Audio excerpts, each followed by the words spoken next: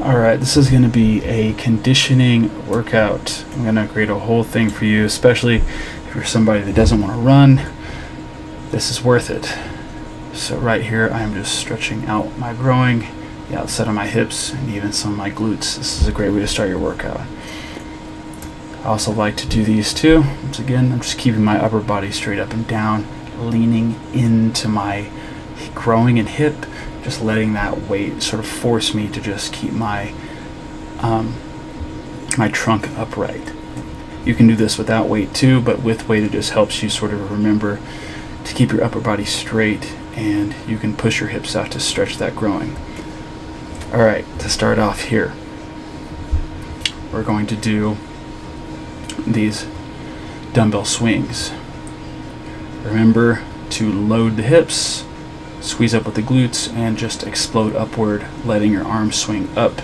You're not lifting with your arm, you're letting your arms swing up, and then controlling it on the eccentric. Then after that, you can see that we're going to be doing these single arm dumbbell snatches. I'm starting off with light weight here because we're warming up to a top set. What happens after that top set is up to how much energy we have. We can continue, or we can call it. Going up in weight again here, as you see, back to dumbbell swings.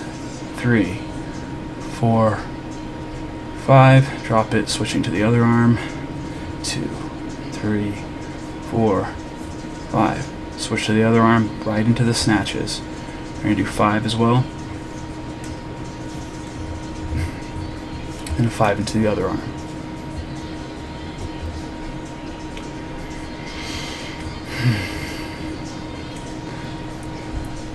Getting a little tougher. Now we're going to go up in weight again. You see, it's starting to tax my grip a bit. I'm trying to make sure that I am letting those hips and glutes fire. You can see that I'm slowing down because I'm doing these back to back. Now starting off with a lower weight and then working yourself up to a top set. Even when you're starting off with a lower weight, you can still minimize the time in between going to that higher weight. So you can effectively be doing this as a circuit.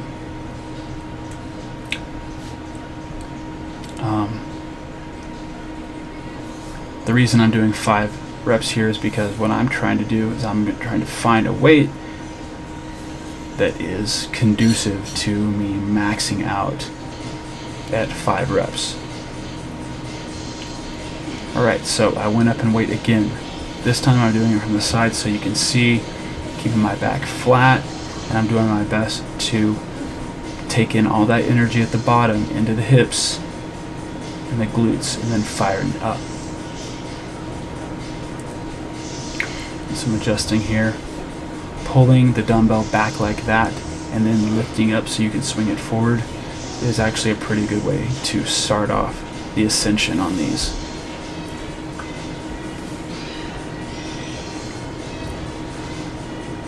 It's starting to get pretty rough now. We're at 50 pounds. Now we're going to go directly into the single arm snatches. I think that this will be my top set. When you reach the top here on the snatch, taking a neutral grip and lowering it back down to your shoulders is a good way to lower it. It's pretty safe. Sometimes I will forget to do that and I will just sort of let it swing back down, which is fine sometimes, but I think it is probably a better idea to lower it in a neutral position back to the shoulder. Since you don't have a barbell, you don't have the benefit of just guiding it down as well and dropping it. We're not trying to drop it here. In fact, we're not even using, when you're doing single arms, you're not really using tons and tons of weight to where you need to drop it. You can actually control the descent on these. Alright, now we're moving directly into heavy carries. Now you can just use one dumbbell or kettlebell to do these. Switch to the other arm, walk back and forth.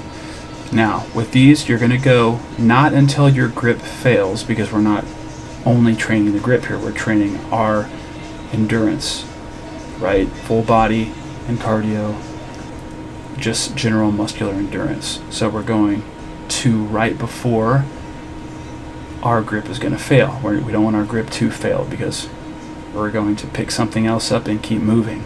Right now, another variation, I switched to 2 smaller kettlebells here and keep walking.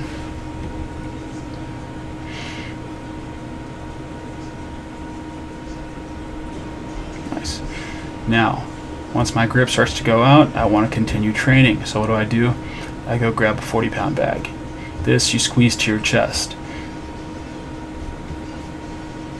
If it's too light for you, as it is for me here, you work with what you got.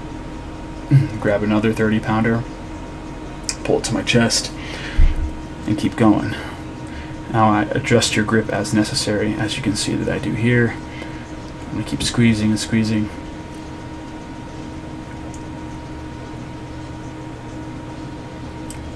And you're going to keep going. Keep pushing through. Here, it's likely my grip and squeeze is giving out before my cardio is. So what do? I'm trying to make it a little harder, but also my grip is starting to fry. So I switch to overhead. See, this is the essence of just working with what you got. My grip starts to give out. I'm going to readjust here and keep going.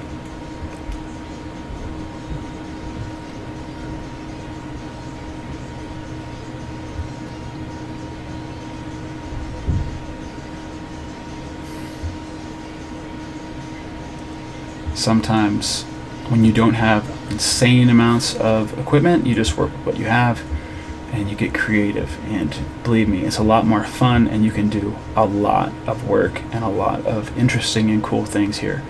So here we have another variation. I rested a little bit. I'm going to keep going. So 40 pounds over the shoulder, and that weight there I think is maybe 60-pound kettlebell. One we got over the shoulder, one we're just using our grip to do a farmer's walk with. This is a great way to train your conditioning and your work capacity in interesting ways. Highly recommend this, especially for people that don't want to go running. Alright, that is the end of this session here. Now, why am I doing these? Because this right here pulls your shoulders really far back. It's a short range of motion. I recommend doing these for about 12 to 14 reps, and it's done a lot to help my shoulders. Anyways, hope that workout was helpful. If you want to utilize that, and capacity training in that way can really help you if you want to do some capacity and endurance training and you're someone that isn't that into running. This is a great option. So hope that helped you guys. Enjoy.